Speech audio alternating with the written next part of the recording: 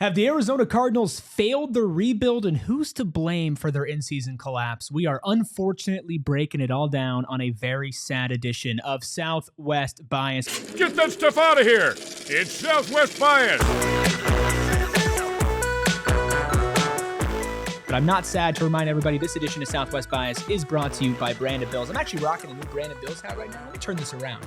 Look at that sexy logo, huh? Looks Look good. At that. Smarky Look at that. looks fierce. I like to wear it backwards, so maybe you don't get to see that in the video, but a lot of new ASU stuff. If you want to go elevate your brand with Brandon Bills, the perfect headwear and apparel, use code PHNX for 20% off your first order. That voice is Bo Brack, of course, our Cardinals beat reporter and host of PHNX Cardinals. Vibes super high around the Arizona Cardinals, Bo. I mean, just stringing together a nice couple of victories, putting themselves firmly in playoff Oh, wait, sorry. I've blacked out for the last couple of weeks. The Arizona Cardinals have lost 3 straight. They are now 6-7 after losing 2 to the Seahawks, 1 to the Minnesota Vikings. Overall thoughts and feelings right now, Bo. Yeah, trying to pick up the pieces, trying to figure out what went wrong to go from the season's highest peak to its lowest valley in his fewest 3 games, right? Post-bye. You're in first place in the NFC West, and now you're not. You're actually trying to play catch up against the Rams team and a Seattle Seahawks team that seems to be trending the right direction.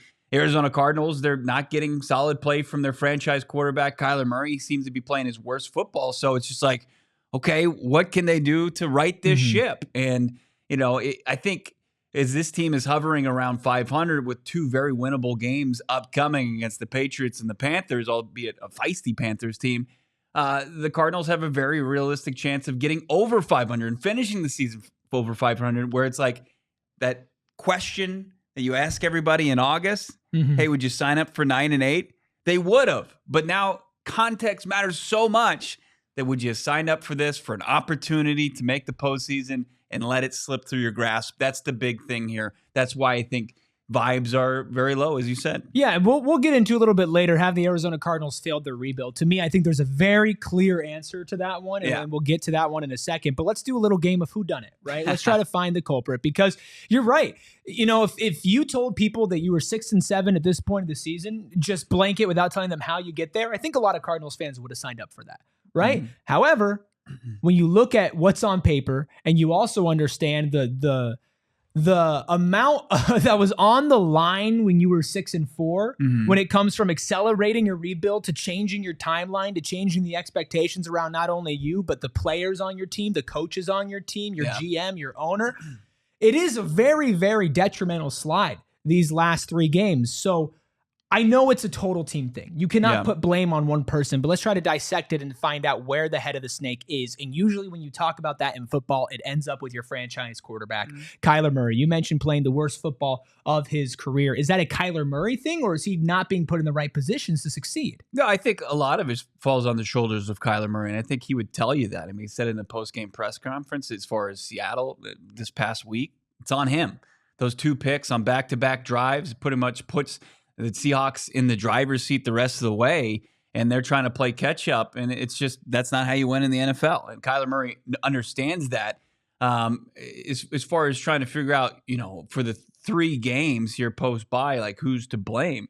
This offense, Drew Petzing isn't without blame either. I think their offensive coordinator, the one calling the shots is, as far as this offense goes, that I think people will agree has enough talent on it to be successful and should be the strength of the team, and it's not.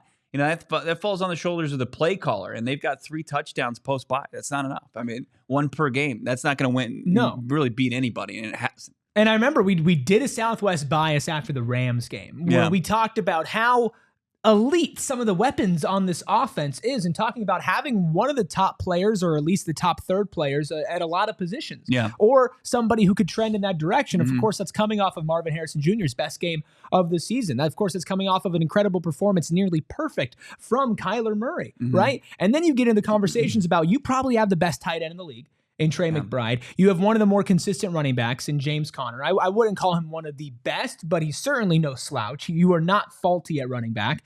And now you're looking at, then what's the problem? And I think play calling is certainly a problem. I think opening it up and putting it downfield, you saw when they did it, it was like, oh, wow. But they're not doing it enough. Right. Yeah, I mean, there was also some interceptions there. There was also some interceptions there too.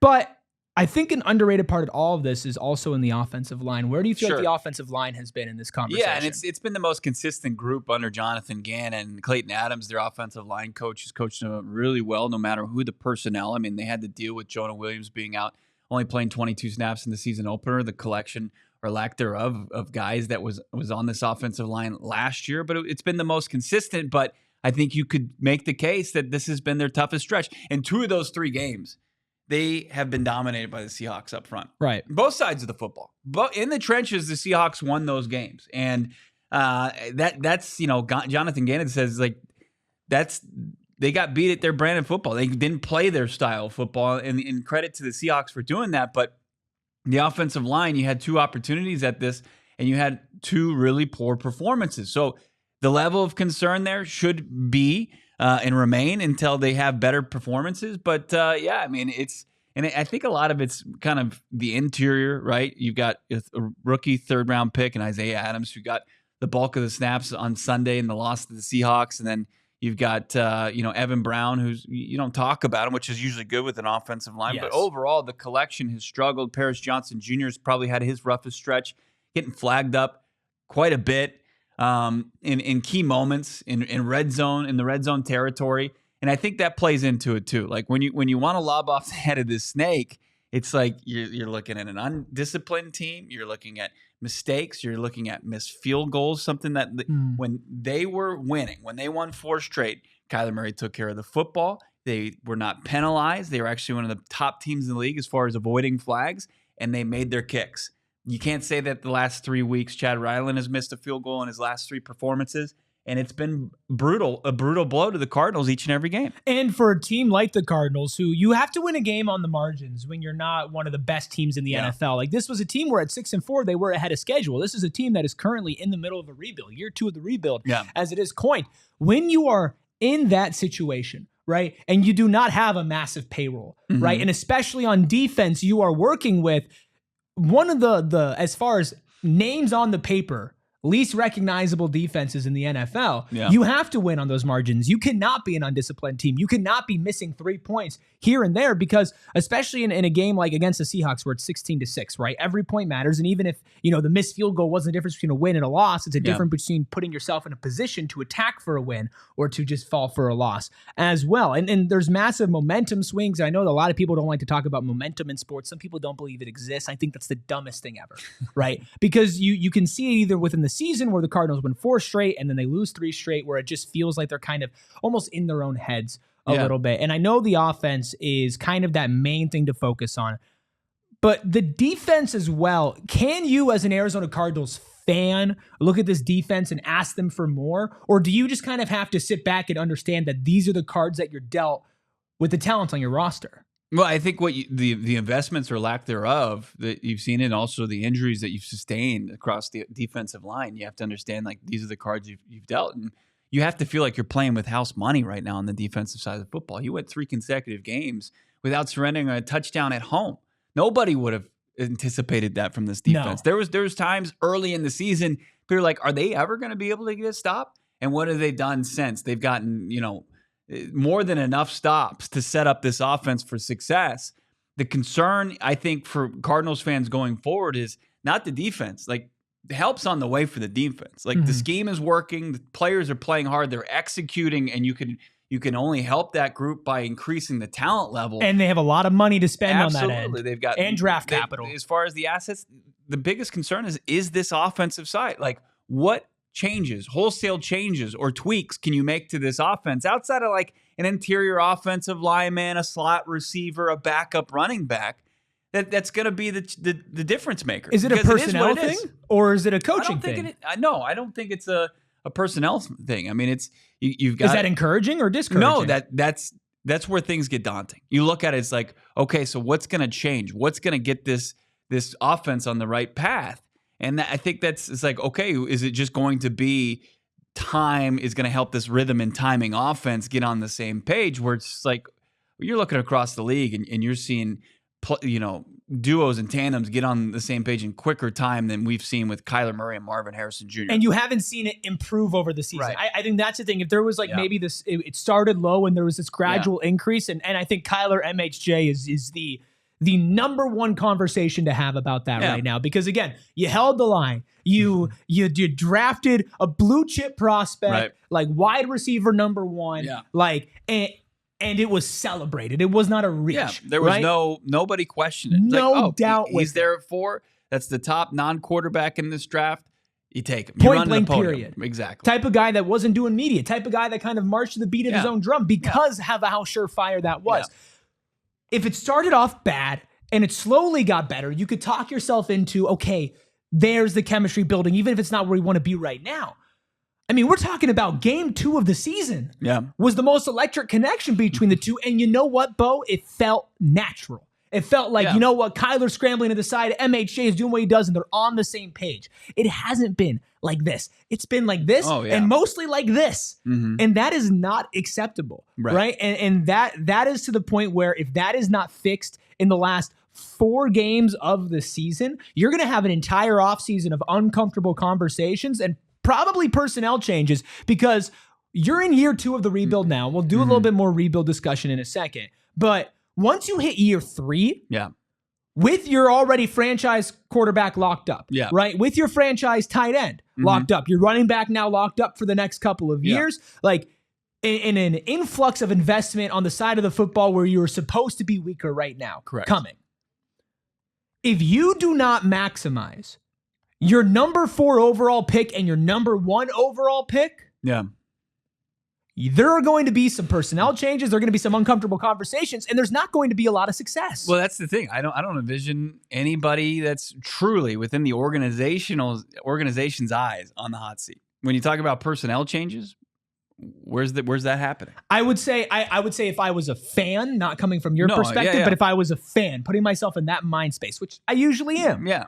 I think Drew Petzing is name numero uno. That comes up to people. I understand it. I see it. I have a Twitter account. I'm on the. I see that Bo Brack, by the way. It's I completely get it, and to be skeptical like that he can right this ship. I completely can see that side of the point. But I will tell you this: it's like Kyler Murray has a ton of confidence in Drew Petzing, and Jonathan Gannon has a lot of confidence in Drew Petzing, and that carries a lot of weight. So like if you're sitting there and saying, hey, maybe they might make a move this offseason, things would have to go even further south than they've already gone in order to get a move at the OC position for the Cardinals. So then what's the change then, right? Because like I understand what you're saying as far as where it comes from realistically, but then you look at it from a sense of like, hey, we just had this conversation about how much talent the Cardinals have. And sure, they could tweak a couple things, get an offensive lineman, right? Get another running back in there.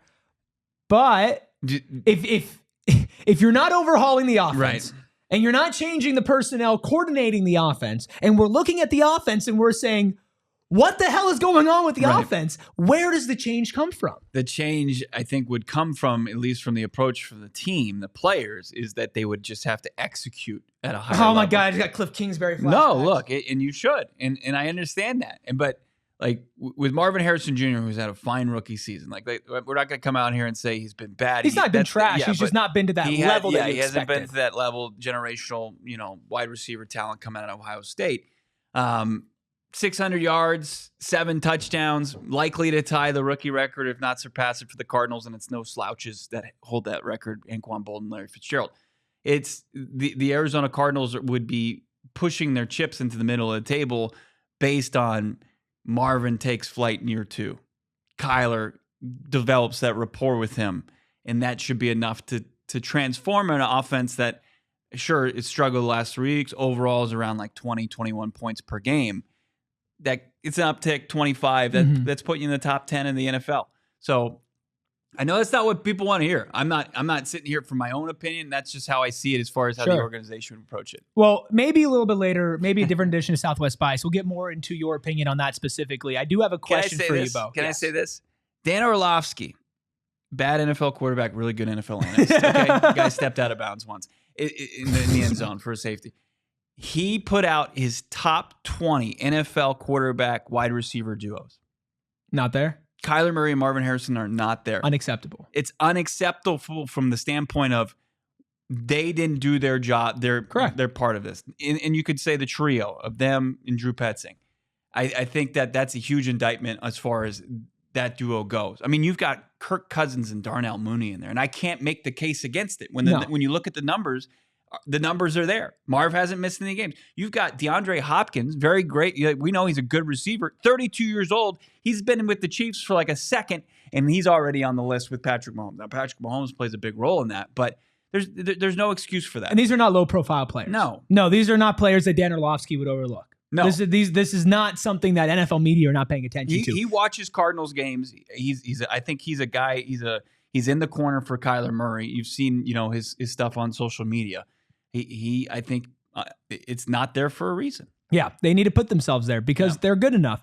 Have the Arizona Cardinals failed their rebuild? We're going to touch on that real quickly after I remind everybody that this edition of Southwest Bias is brought to you by Branded Bills. I showed off my new Branded Bills hat at the beginning of this episode. Of course, if you're listening as well, I want to remind you it's the perfect headwear and apparel. They have everything. Snapbacks, truckers, fitted, beanies, and tees, and they can get them custom as well. If you want to pre-order, we have some PHNX crossover collabs with Branded Bills up on our locker right now, and they also have partnerships with ASU. They do charity work and partner with a school like U of A who needs all the help that they can get right now. And they want to help you with your brand as well. That's why they're called Branded Bills, and they're a local company. We love local. Out of Mesa, Arizona. Head to brandedbills.com. Use code PHNX for 20% off your first order. There'd be a really different transition into the Empire Today ad read if we were earlier, where I'd say the Cardinals are not near their floor at all. In fact, they're exceeding expectations, but they're going back down to maybe where that floor would be. And if you want to make sure your floor is a lot prettier, make sure you check out our friends over at Empire Today. So easy, so quick, so convenient, making sure you get the right flooring in your home at the right price. I'm not going to say the lowest price because I'd be lying to you and they would be lying to you, but then also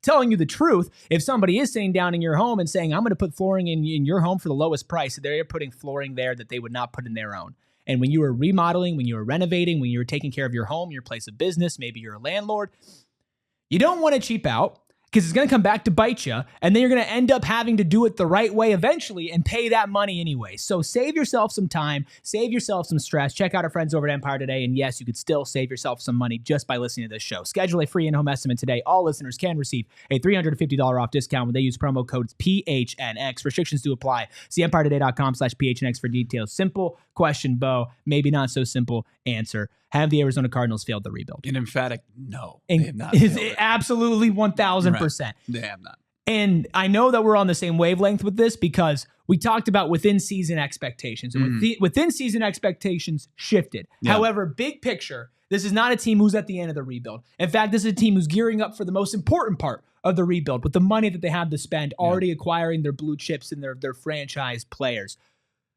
How long of a leash do you get before you actually have a serious conversation about failing the rebuild? Like if 365 days from now, if you're in a similar position, is that an appropriate question to ask? Yeah, that's a fair question then. I mean, because then you start to look at where did you not properly invest during the rebuild because you had enough time, enough assets. I mean, to your own credit that you were able to create when you were able to tear everything down and clean up the mess created by the previous GM. Big time credit to Monti Ossenfort, and there's trust that he'll figure it out. I think he's got to learn from his mistakes, no doubt about it, as far as where he invested in the free agent market, and they're going to have a ton of dollars to spend there. Hopefully they'll get some extensions, guys like Trey McBride, but at the same time, they've got to invest in that pass rush. You got to have it, and then we'll see what they do with the rest of the money. They're going to have almost too much money to spend, over $100 million in projected cap space for this Cardinals team, and you've got a GM that's been nice as far as finding kind of like the hidden gems, but what's he going to do when he's got to go spend that on like a premier player? Is he going to be able to do it? Does he have an eye for that? So that's huge. And also I think you're starting to see in year 3, who's going to emerge from these draft class. Like that's the big one. You've got some really good players. Like I think you could already say like Paris Johnson Jr. is a really good player. I think you can project that a guy like Darius Robinson is going to be a good player, but who's going to emerge as a top player on your team? Mm-hmm. Who's going to be some of your stars going forward? And I think that they've done a good job as far as raising the talent floor, but who's going to kind of break through the ceiling for this team? Yeah, good GMs are good at signing players, are good at the draft, right? Great GMs are great at both. Yep. And Monti Ossenfort, I feel like, has the potential to be a great GM. I've believed in Monti from very early on when I was back covering the team. I felt the same way about Jonathan Gannon. I felt like they have gotten it right so far. And yes, they're slipping right now. I am not going to jump off of that at this point and say that after 3 losses, because again, you're coming off of 4 wins. Mm-hmm. Up and down, that's kind of what happens. You wish it was more spread out, but there's still so many more tests to take for these guys before you can drop out of school, right? Before you're saying, you know what, you're a failure. You need to change majors. You need to get out of there. Give them some time. Let them get their feet underneath them. And also, when you are building a team through the draft primarily, which is what Monti Ossenfort has been doing, you do need time. And you mentioned when you talk about the offense, you're betting on Marvin Harrison Jr. Being better next season as far as that connection with Kyler Murray. Yeah. You're betting on Kyler Murray continuing to put the work into the offseason that he did to get back from injury, right? And to put in an entire healthy offseason and to go into this season feeling ready and prepared in this offense. And you're hoping that maybe you can draft a piece or two, whether it's on the offensive line, whether it's another receiver just to throw in there to get different looks, whether it's a running back, whether it's somebody on the defense to just get the offense a little bit more breath, a little bit more rest, give Nick Rallis some more money to play with, right? Yeah. He has earned it. All of that in the draft is great. But this team is not taking that step if they don't make a splash in free agency. And I'm sure we will revisit that when it is time in the offseason. But that's going to do it for this edition of Southwest Bias. Of course, the Cardinals still have 4 games left in the season. Patriots, Panthers, Rams, 49ers. There's still a chance they can still go on a run. 2 NFC West opponents coming up. They're going to need something big to happen. And if it does happen, you know the best place to follow along with it. That, of course, is PHNX Cardinals live 5 days a week, including pregame, halftime, post-game show for every single game. You can follow them on Twitter at PHNX_Cardinals. Make sure you rate them 5 stars if you're listening to this on audio. And if you're on YouTube, make sure you subscribe. We are on the march to 35,000 subscribers. We're getting there. I want to hit there before the end of the year. Make sure you help us out with that, because without you, none of this is possible at all. Follow Bo at Bo Brack on social media. You can follow myself at Erik Ruby. That's ErikRuby. Catch me on PHNX Sun Devils as they march through the college football playoffs, baby. Come on. How about them Devs? Cam Scatterbo, future Arizona Cardinal. I'm calling it. You can also catch me on PHNX Suns. Vibes, not as high over there, but we're trying. Catch me there as well. And of course, all of that right here on PHNX Sports. We will see you later this week for another edition of Southwest Bias. Get that stuff out of here. It's Southwest Bias.